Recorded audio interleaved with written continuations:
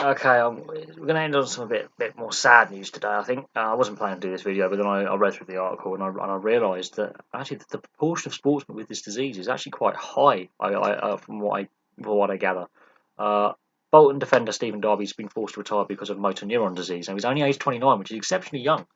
Um, the other examples that I'll give, like Johnrose, Doodie Weir, and Joost van der Westhuizen, have all been diagnosed in their 40s and 50s.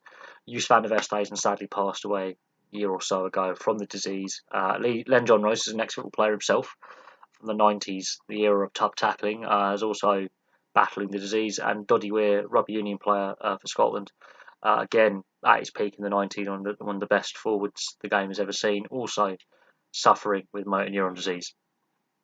But Stephen Darby getting diagnosed, which is quite young to be diagnosed with motor neuron disease at the age of 29. Very, very young. But it is a crying last shame that his career has had to end this way. Um, he's fondly remembered for his time at Bradford City and obviously his debut for Liverpool in the Champions League. Talk about being thrown for the Lions. But his time at Bradford City is famed for two real epic cup runs. Firstly, to the League Cup final, which they went on to lose 5-1 to Swansea, but it was the run getting to that final which was the fairy tale of fairy tales. Promotion to League One at the time, because Bradford were really on a low ebb when he joined. And then also being on the pitch when they defeated Chelsea 4-2 at Stamford Bridge and being part of that side. He joined Bolton only last year, a year ago, and he last played sadly 9 months ago. So he's obviously tried to keep training and keep playing as long as possible, and it's just no longer physically possible. Prognosis for someone with this condition is not good. There is no known cure. But people like Joost van der Westhuizen and Doodie Weir, both rugby union players, well, van der Westhuizen was still alive, campaigned for research, charity fundraising to learn about the disease and research if there could be a cure or ways to mitigate the effects of the disease by possibly enhancing medications to slow down the progress, because there is no known cure. It is terminal. And obviously with several high profile athletes having suffered from it and other football players having suffered from it after retiring from the game, could there be a link with contact sports and this disease?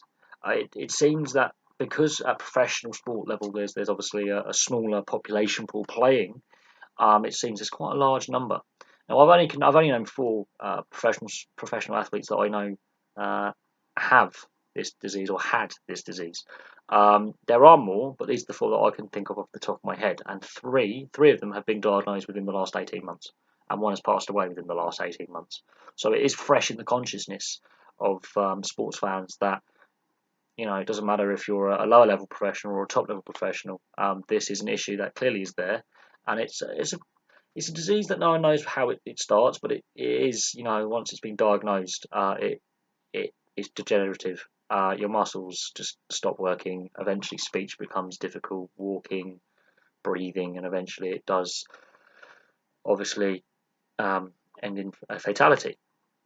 And it when it starts slowly, and then it becomes quicker and quicker, and the decline becomes quicker and quicker day by day.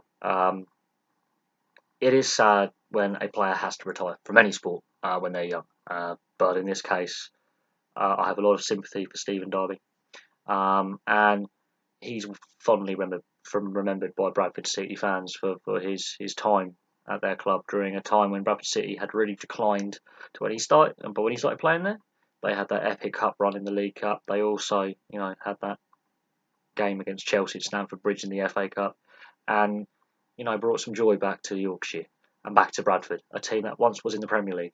And they're slowly on the way back up, and it'd be nice to see them eventually make it back to the Premier League one day. And without Stephen Darby and that 5-year spell, I think Bradford City would be possibly a lesser place as a club without his efforts. But there we go. He's got motor neuron disease. There's a lot of research that needs to be done into this disease, and people like Doodie Weir, who was a rugby union player, as I say, are doing a lot of charity fundraising and raising awareness of the condition. And Joost van der Westhuizen, when he was still alive, also you know, did his best to raise awareness and funds also for research into the condition. And then Johnrose, ex-football player, of Aston Villa and Blackburn, amongst other clubs, also suffering, also done his bit to raise awareness by giving interviews and talks and trying to raise funds also for charity into research into this disease. Hopefully, Stephen Darby can also help raise the profile of this disease and raise awareness, and hopefully one day there is a cure for it. Thank you very much for watching. Please like and subscribe. Place your thoughts below. If you remember Stephen Darby playing at Bradford City and those 2 epic cup runs a few years ago, feel free to place your comments in sections below. I will have some more videos for you soon, hopefully on a more positive note. Thank you very much for watching, and I'll have some more videos for you soon.